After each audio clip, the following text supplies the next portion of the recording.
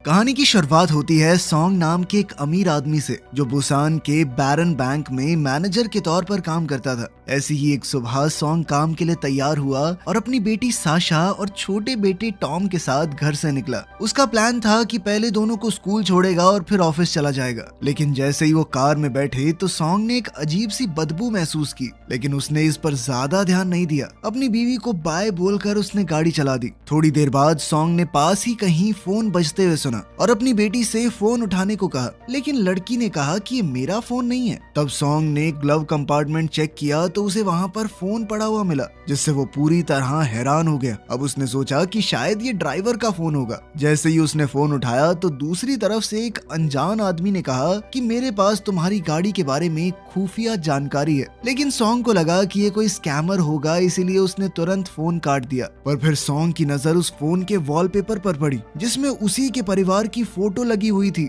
ये देखकर वो काफी चौंक गया। उसने साशा से इस फोटो के बारे में पूछा तो साशा कहने लगी कि ये तो हमने पिछले साल खींची थी, आप बहुत बिजी थे तो आ नहीं पाए थे। उसने ये भी बताया कि मम्मी ने अपनी फेसबुक प्रोफाइल पे फोटो डाल रखी है। तब सॉन्ग और ज्यादा कंफ्यूज हो गया कि आखिर ये फोन है किसका। फिर अचानक से फोन दोबारा बजा और इस बार कॉलर ने खुलासा किया कि उसे सॉन्ग और उसकी बैंक पोजीशन के बारे में सब कुछ पता है। इसके बाद उसने एक चौंका देने वाली बात बताई। उसने कहा कि मैंने तुम्हारी सीट्स के नीचे एक प्रेशर सेंसिटिव बम लगा दिया है और अगर कोई भी गाड़ी से बाहर निकला तो गाड़ी तुरंत ब्लास्ट हो जाएगी। लेकिन सॉन्ग को लगा कि ये एक घटिया मजाक है और उसने फोन काट दिया।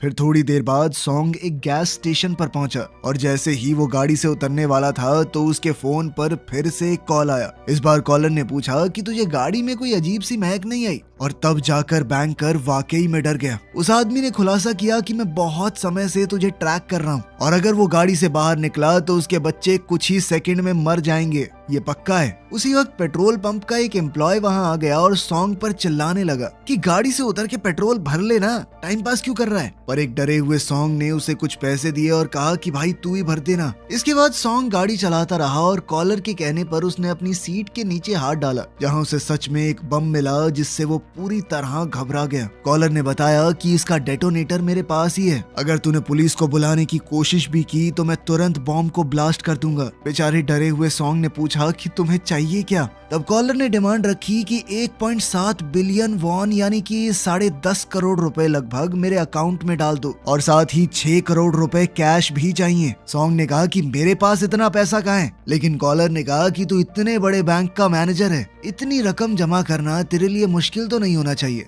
थोड़ी देर बाद वो बच्चों के स्कूल के पास पहुंचे, जहां टॉम के दोस्त गाड़ी के पास आकर उससे मिलने लगे थे।